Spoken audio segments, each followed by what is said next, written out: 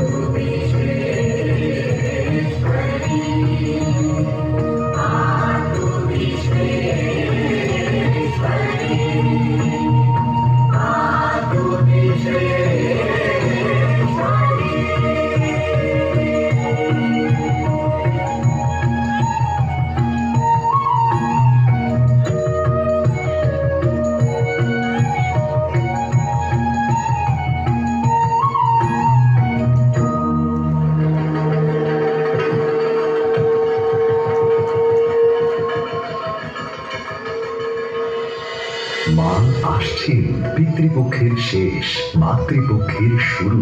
মায়ের পূর্ণ রূপ হলো হরগৌরী, যার কখনো প্রেমে ভাস্বর, কখনো বিরহে ভয়ঙ্কর।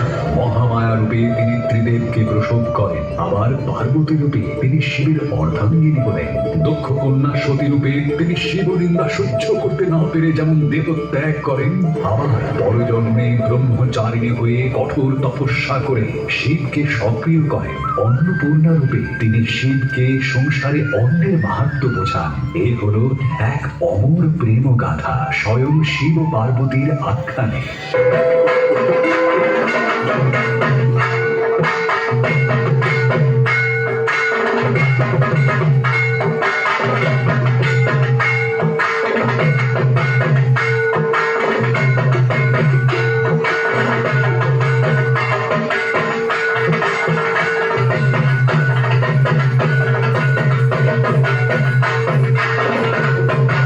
দেবী চণ্ডিকারী লীলাক্ষেত্র হল এই জগৎ সংসার।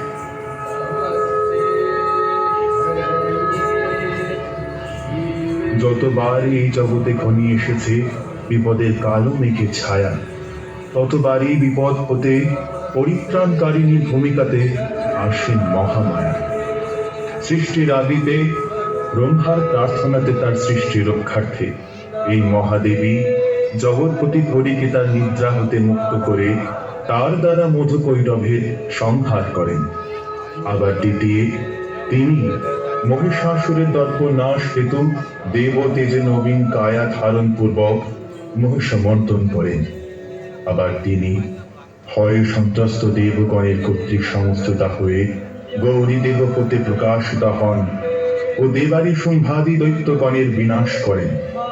মার্কণ্ডেয় পুরাণ অন্তর্গত দেবী মাহাত্ম্যের ১১তম অধ্যায়ে চণ্ডিকা দেবতাদের কর্তৃক সংস্তুতা হয়ে ভবিষ্যতে তিনি কোন কোন স্বরূপ অবলম্বন করে আবির্ভূত হবেন সেই সমস্ত বৃত্তান্ত বর্ণনা পূর্বক বলেছেন। ইত্থং যদা যদা বাধা দানবুদ্ধা ভবিষ্যতি তদা তদা বদেদাহং ভবিষ্যং।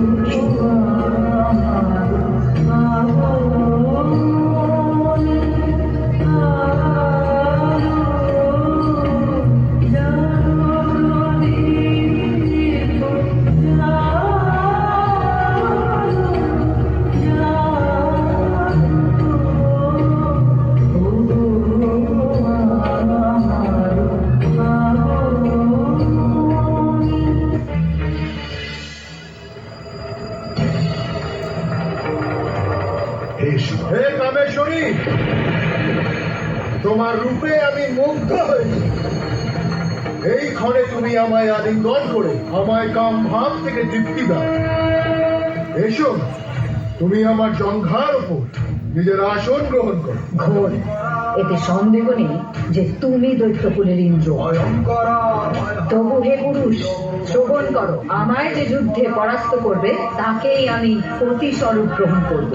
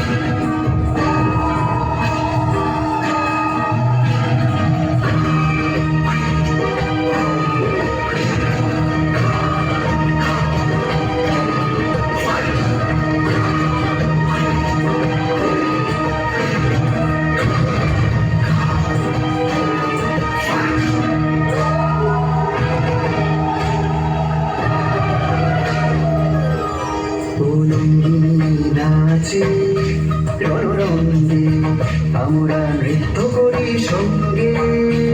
উলঙ্গিনী নাচে রণরঙ্গে আমরা নৃত্য করি সঙ্গে। উলঙ্গিনী নাচে রণরঙ্গে।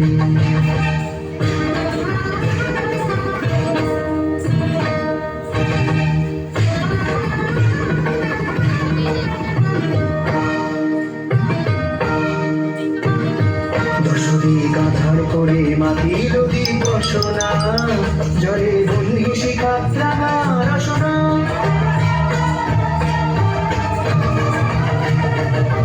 দশদি কাঁধার করে মাটির দিবসনা জলে বন্দি শিখা রাঙা রসনা। দেখে মনিবারে খাইছে পতঙ্গে উলঙ্গিনী নাচে রঙে আমরা নৃত্য